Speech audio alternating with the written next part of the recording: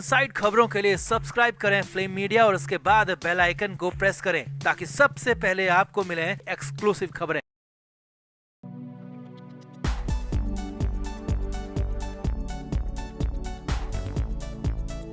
तो एक तरफ तो पूरे देश में आक्रोश का माहौल छाया हुआ है। पहलगाम में जो कुछ भी हुआ, 22 अप्रैल को जो कुछ भी हुआ, उसको लेकर पूरे देश में गुस्सा है। पूरा देश पाकिस्तान से बदला चाहता है। इधर महाराष्ट्र की राजनीति में कुछ और ही देखने को मिल रहा है। जी हाँ, उद्धव ठाकरे जो कि अभी तक पहलगाम हमले और मराठी भाषा को लेकर अपने अलग अलग बयान दे रहे थे, लेकिन ऐसी नाजुक घड़ी में अब वो यूरोप ट्रिप प्लान करके बुरा फंस गए हैं। जी हाँ, संजय निरुपम ने उद्धव ठाकरे की यूरोप ट्रिप की पूरी पोल खोल कर रख दी है और संजय निरुपम ने सबको बता दिया है कि देश ऐसे हालात से जूझ रहा है, देश बदले की आग में जल रहा है और उद्धव ठाकरे घूमने के लिए अपने परिवार समेत यूरोप जा रहे हैं। तो क्या कुछ कहा संजय निरुपम ने, कैसे उद्धव ठाकरे के दोगलेपन को सरेआम कर दिया, आपको भी दिखाते हैं। आप भी वीडियो को शेयर करें और अपनी राय कमेंट बॉक्स में जरूर दें।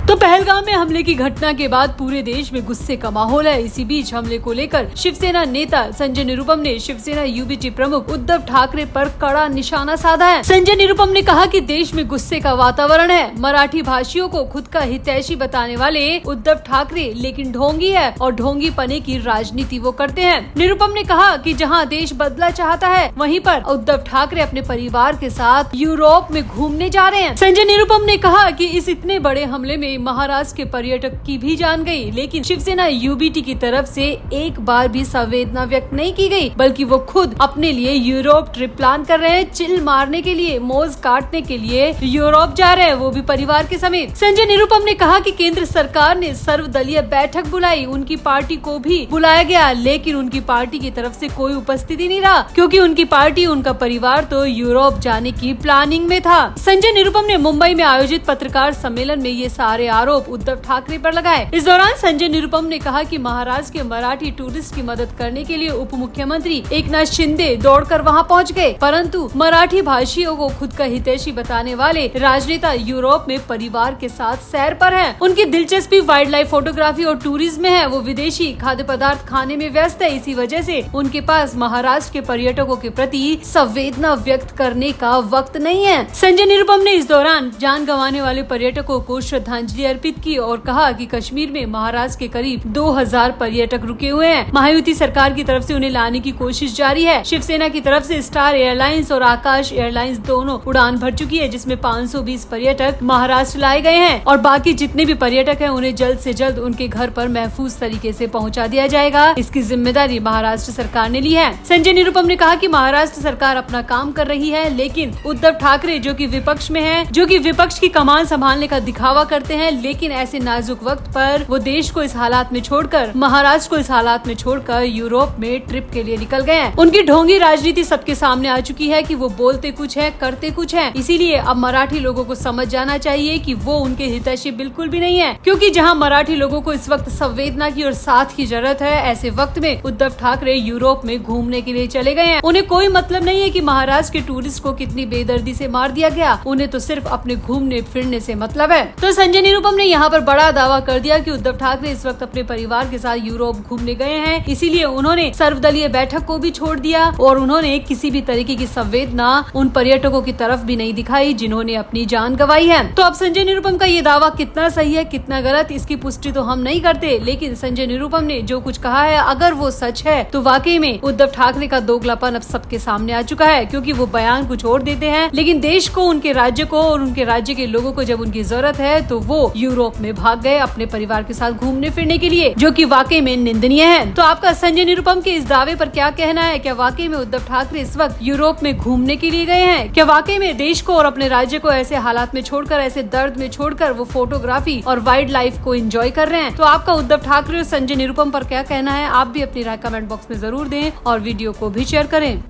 तो देश अभी पहलगाम मामले को लेकर सदमे में है। पूरा देश वीडियो और फोटोज देख के बुरी तरह गुस्से में है, झकझोरा हुआ है। इसी बीच उद्धव ठाकरे ने एक ऐसा बयान दे दिया जिसके बाद तो पीएम मोदी पर सीधे सीधे आरोप लगा दिए। उद्धव ठाकरे ने कहा कि देश भर से 25 लाख पर्यटक कश्मीर पहुंचे और इसकी वजह है सिर्फ पीएम मोदी का एक झूठ। उद्धव ठाकरे ने कहा कि प्रधानमंत्री नरेंद्र मोदी ने लोगों से झूठ बोला कि उन्होंने कश्मीर को सुरक्षित कर रखा है। कश्मीर में अब किसी भी तरह का डर नहीं है, किसी भी तरह का खौफ नहीं है और लोग वहां पर पीएम मोदी के इसी झूठ की वजह से चले गए। उद्धव ठाकरे ने कहा कि पहले लोग इतनी संख्या में वहां नहीं जाते थे, लेकिन पीएम मोदी के झूठ की वजह से गुमराह होकर लोग कश्मीर घूमने के लिए पहुंच गए। लोगों को भी लगा कि कश्मीर अब सुरक्षित है, महफूज है। लोग भी पीएम मोदी के इस झूठ में फंस गए और अपने परिवार को साथ लेकर कश्मीर पहुँच गए और जो वहाँ पर तांडव मचा है, अब उसके बाद पीएम मोदी का झूठ सरेआम हो चुका है। उद्धव ठाकरे ने कहा कि पीएम मोदी ने लोगों को ठगा सिर्फ रेवेन्यू के लिए, क्योंकि लोगों को झूठ बोला गया कि कश्मीर सुरक्षित है और कितना सुरक्षित है अब ये सबके सामने आ चुका है। उद्धव ठाकरे ने यहाँ पर ये भी कहा कि लोगों को आप पहलगाम तक घूमने के लिए भेज दिए हो, लेकिन वहाँ पर न किसी तरह की सुरक्षा है, न ही किसी तरह की आर्मी थी और न ही ऐसे कोई सुरक्षा के इंतजाम थे कि लोग जिंदा वहाँ से वापस बच के आ सके। लोग जिस हालत में आए हैं उसे पूरा देश देख रहा है और वो वीडियोज और वो फोटोज वो साफ साफ बयां कर रहे हैं कि लोग खुद प्रधानमंत्री नरेंद्र मोदी के झूठ में फंसकर अपने परिवार को तबाह करके वहां से लौटे हैं। अब उद्धव ठाकरे ने इस मामले में न सिर्फ पीएम मोदी बल्कि जय शाह पर भी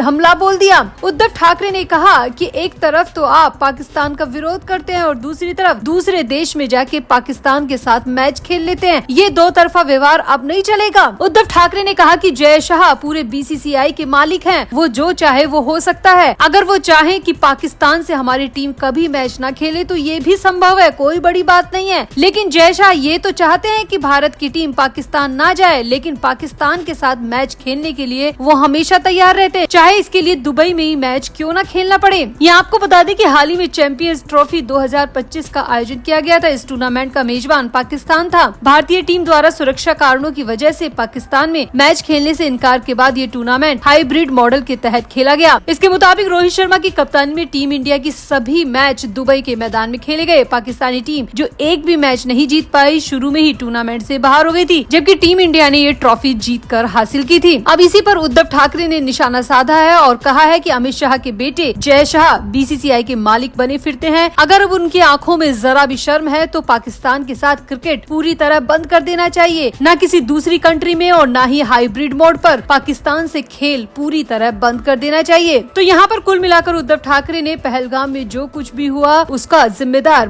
पीएम मोदी को ठहरा दिया और उसके लिए जय शाह को भी लपेट लिया और क्रिकेट से सारे रिश्ते पाकिस्तान से खत्म करने की मांग भी कर डाली। आखिर में उद्धव ठाकरे ने कहा कि अगर अभी भी आपकी आंखों में शर्म बची है तो आप खुद पहलगाम पहुँचे, खुद उन घरों में जाकर पहुँचे जिनके लोग मरे हैं, जिन्होंने अपना सब कुछ खो दिया। खुद उनके घर में जाकर देखे कि कैसे हालात है, क्योंकि आप तो सिर्फ बिहार का दौरा कर रहे हैं, अपनी राजनीति कर रहे हैं, चुनाव के लिए इधर उधर दौरे कर रहे हैं, लेकिन आपको देश की नहीं पड़ी है। पहलगाम में जो कुछ हुआ, लोगों ने जो कुछ सहा, जो मंजर देखा, उसकी आपको पड़ी ही नहीं है। उद्धव ठाकरे ने यहाँ पर बार बार पीएम मोदी पर निशाना साधा और पहलगाम को लेकर पीएम मोदी को ही जिम्मेदार बता दिया। तो आपको क्या लगता है, क्या उद्धव ठाकरे ज्यादा ही बोल गए या फिर उद्धव ठाकरे की बात सही है कि कश्मीर को बार बार सुरक्षित कहने की वजह से ही ज्यादा से ज्यादा पर्यटक वहाँ पहुँचे थे और यही पहलगाम हमले की सबसे बड़ी वजह बना? और साथ ही साथ क्या वाकई में पाकिस्तान से क्रिकेट पूरी तरह बंद कर देना चाहिए? आपको क्या लगता है उद्धव ठाकरे के इस बयान से आप कितना सहमत हैं, कितना असहमत हैं? आप भी अपनी राय कमेंट बॉक्स में जरूर दें और वीडियो को भी शेयर करें।